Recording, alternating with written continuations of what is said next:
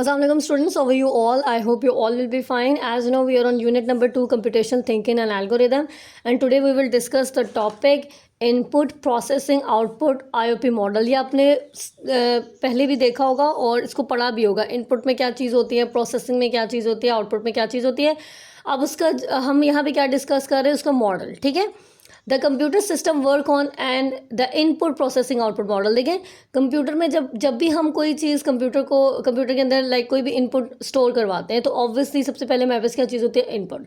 उस इनपुट के अकॉर्डिंग हमारे पास कोई ना कोई प्रोसेस जनरेट होता है. ठीक है, कोई ना कोई प्रोसेस, कोई ना कोई ऑपरेशन परफॉर्म होता है. उसके अकॉर्डिंग फिर हमें क्या मिलती है, एट दी एंड आउटपुट मिलती है. ठीक है, तो the analysing of problem allow us to break the problem down into the 3 components. अब ये प्रॉब्लम 3 कंपोनेंट्स में ब्रेक डाउन होती है. ठीक है, कोई भी आप कंप्यूटर को प्रॉब्लम दें वो 3 पार्ट्स में, 3 कंपोनेंट्स में लाजमी वो डिवाइड होती है. Number 1 input, output and processing. It requires to have correct identification of input that need to be given in the system, operation the systems would perform and the output to be represented. अच्छा, इसमें क्या है, input हम system को क्या input दे रहे हैं, हम कंप्यूटर को क्या इनपुट दे रहे हैं. ठीक है, उस इनपुट के अकॉर्डिंग वो कौन सा ऑपरेशन अप्लाई करेगा. ठीक है, उस इनपुट पे जिसकी वजह से हमें क्या मतलब क्या चीज़ जनरेट होगी, आउटपुट जनरेट होगी. ठीक है, input refers to the requirement from the environment. Again input क्या है, रिक्वायरमेंट्स हमारी होगी. ठीक है, हम कंप्यूटर को क्या रिक्वायरमेंट्स प्रोवाइड कर रहे हैं. Operations are computational that is depend upon the requirement. Computation मतलब आपके पास ऑपरेशन अरिथमेटिकल भी हो सकते हैं, आपके पास ऑपरेशन जो है वो लॉजिकल ऑपरेशंस भी हो सकते हैं. ठीक है, तो जो भी हम उसको इनपुट प्रोवाइड करेंगे उसके अकॉर्डिंग वो कोई ना कोई क्या करेगा, आउटपुट कोई ना कोई ज़ाहिर उसको. इसके एग्जांपल मैं आपको देती हूँ एक सम वाले क्वेश्चन से. तो जब भी हम उस पर सम करेंगे तो उसको क्या चीज़ चाहिए होगी, ऑब्वियसली उसको एक प्रोसेस चाहिए, एक ऑपरेशन चाहिए जो हम उसको बताएंगे. ठीक है, उसके बाद while output is think that is presented on the environment. और आपके पास आउटपुट क्या होगी, कोई भी चीज़ जो एनवायरनमेंट पे प्रेजेंट होगी. मैं आपको बताती हूँ. देखिए, इसके एक एग्जांपल आपको मैं देती हूँ. लेट सपोज मुझे क्या करना है, मुझे एक मेरे पास एक प्रॉब्लम है और ये प्रॉब्लम है मेरे पास कौन सी, एडिशन की. ठीक है, दिस इज़ द प्रॉब्लम. अब मैं इस प्रॉब्लम को एनालाइज करूँगी और इस प्रॉब्लम को 3 कंपोनेंट्स में क्या कर दूँगी, डिवाइड कर दूँगी. ठीक है, कि मेरे पास इनपुट क्या होगी, डन. फिर इस पर कौन सा प्रोसेस अप्लाई होगा और मुझे आउटपुट क्या मिलेगी इससे. ओके, अब एडिशन का प्रोसेस है तो हमारे पास कौन कौन सी चीज़ें, हम ज़ाहिर हमें इनपुट भी देनी है, हमें प्रोसेस भी ज़ाहिर, उस प्रोसेस पे कौन सा ऑपरेशन अप्लाई होगा ताकि वो प्रोसेस कर सके उसको. ठीक है, और फिर आउटपुट में क्या मिलेगा. अच्छा, अब मैं इनपुट में यहाँ पे आपको बताती हूँ. इनपुट में लेट सपोज मैं देती हूँ 2 नंबर्स को भी दे दिए, 2 और 4 मैंने नंबर दे दिए इनपुट में. अब इस पे कौन सा ऑपरेशन परफॉर्म होना चाहिए, एडिशन का ना. तो यहाँ पे क्या मैं लिखती हूँ, सम आपके पास ऑपरेशन होगा. सम में मेरे पास क्या चीज़ है कि 2 + 4 हो. ठीक है, एडिशन. और आउटपुट में मुझे क्या मिले, 6. ओके, अगेन मैं आपको यहाँ पे बताती हूँ. देखिए, यहाँ पे ना मैंने 2 नंबर्स लिए हैं. ठीक है, लेट सपोज मेरे पास 2 और 4 थे. ठीक है, मैंने इन 2 और 4 पे कौन सा ऑपरेशन परफॉर्म करना है, एडिशन का ऑपरेशन परफॉर्म करना है. अब ये एडिशन का ऑपरेशन किस में आएगा, प्रोसेस में आएगा ना, कि कौन सा प्रोसेस इस इनपुट पे अप्लाई होगा. तो फिर क्या होगा, 2 + 4. जब 2 + 4 होगा तो मेरे पास आउटपुट क्या आएगी, 6. तो ये हमारे पास जो है ना एक इनपुट आउटपुट प्रोसेस मॉडल होता है. अच्छा, मॉडल बनता कैसे है कि आप सबसे पहले इस पर लिखते हैं इनपुट. ठीक है, इनपुट के बाद जो हमारे पास सेकंड कंपोनेंट है वो हमारे पास क्या है, प्रोसेस. ठीक है, इस प्रोसेस में हम ये बताते हैं कि भाई इस प्रॉब्लम की जो इनपुट हमने दी है उस पर कौन सा प्रोसेस अप्लाई होगा. जैसे मैंने बताया था एडिशन का प्रोसेस अप्लाई होगा. ठीक है, इसी तरह आउटपुट हमें मिल जाएगी. ठीक है, अच्छा, एक और डेली लाइफ की एग्जांपल मैं आपको देती हूँ. जैसे हम लोग ना जूस बनाते हैं तो जूस में हम इनपुट क्या देंगे, व्हाट डू यू थिंक, क्या इनपुट होगी कि लेट सपोज हम मिल्क शेक बना लेते हैं. ठीक है, या चले जूस ही बना लेते हैं. उसमें इनपुट में हमारे पास क्या चीज़ होगी, शुगर.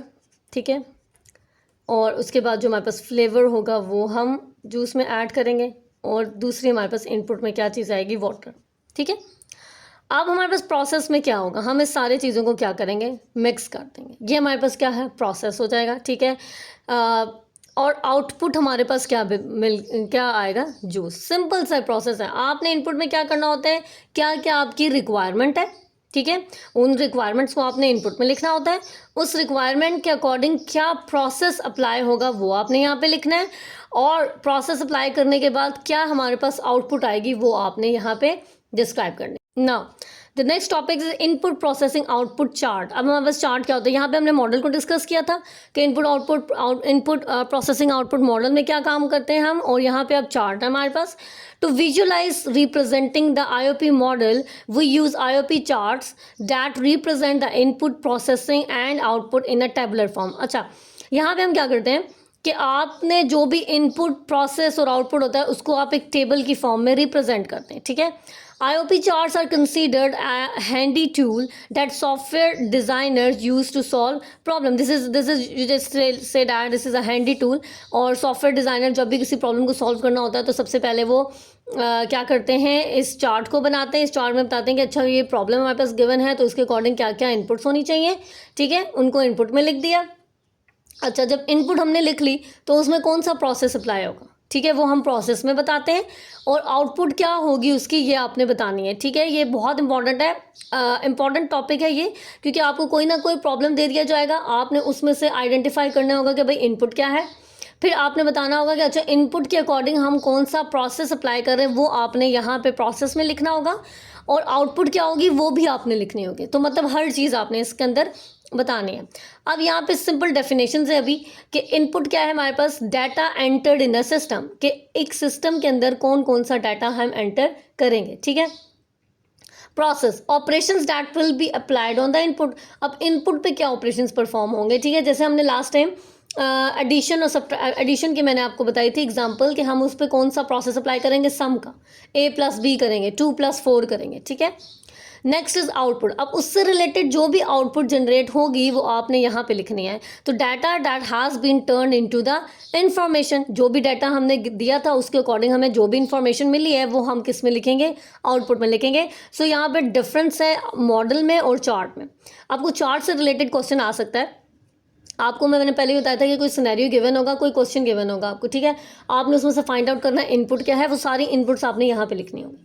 अच्छा, फिर आपने बताना होगा कि अच्छा इनपुट ये है तो उसके अकॉर्डिंग हमारे पास क्या प्रोसेस अप्लाई हो सकता है, कौन कौन से ऑपरेशन हो सकते हैं। ठीक है, वो आपने इस ऑपरेशन के अंदर लिखना होगा। सेम आउटपुट में भी आपके पास क्या होगा कि ऑपरेशन लिखने के बाद क्या आपके पास आउटपुट होगी वो आपने आउटपुट के अंदर लिखनी है। ठीक है, अब यहाँ पे हम एक एग्जाम्पल आपके पास गिवन है, an IOP chart to compute the area of rectangle would be. अब आपने क्या बनाना है, आपने एक IOP चार्ट बनाना है। ये IOP चार्ट है, ये IOP मॉडल है, दोनों में डिफरेंस है। ठीक है, IOP चार्ट बनाना है आपने, और उसमें आपने कंप्यूट क्या करनी है, क्या चीज़ फाइंड आउट करनी है आपने, एरिया ऑफ रेक्टेंगल। अच्छा, एरिया ऑफ रेक्टेंगल हमें ये चीज़ पता लगी कि हमने क्या चीज़ फाइंड आउट करनी है, एरिया ऑफ रेक्टेंगल।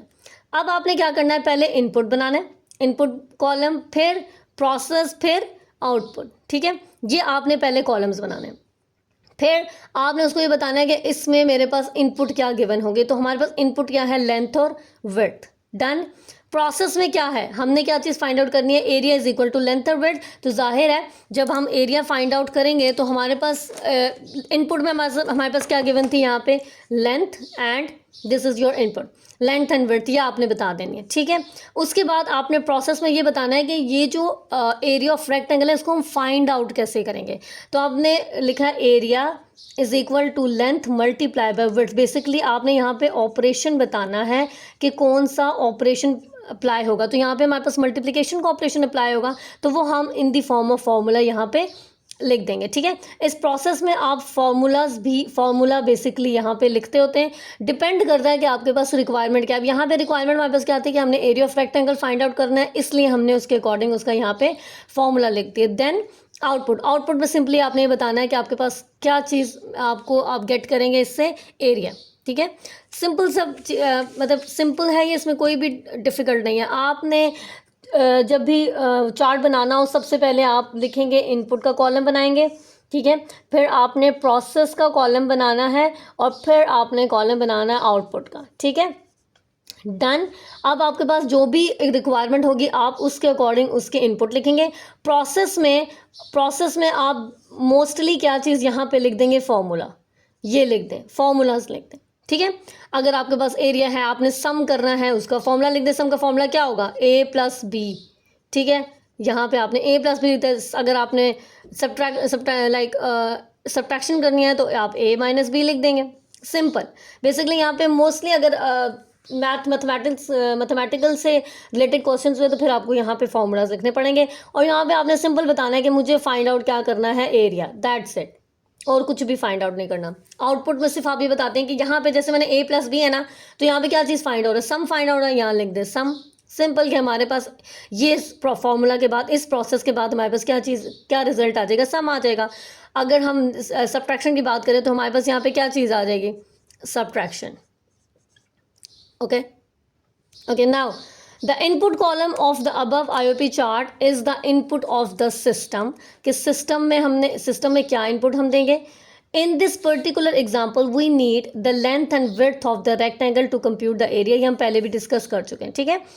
तो process column contains the processing that the systems will perform on the input to provide generate information. अच्छा, एक चीज़ मैं आपको बता दूं कि प्रोसेस में आपने फार्मूलाज लिखने ही लिखने, आपने पूरा प्रोसेस, अगर कोई मैथमेटिकल कैलकुलेशन है तो आपने फार्मूला उसमें लिखने होंगे प्रोसेस में, क्योंकि कंप्यूटर को नहीं पता होता, आप जब तक उसको फार्मूला नहीं लिख के देंगे वो नहीं ऑपरेशन परफॉर्म कर सकेगा, ठीक है। तो ये चीज़ याद रखनी है आपने।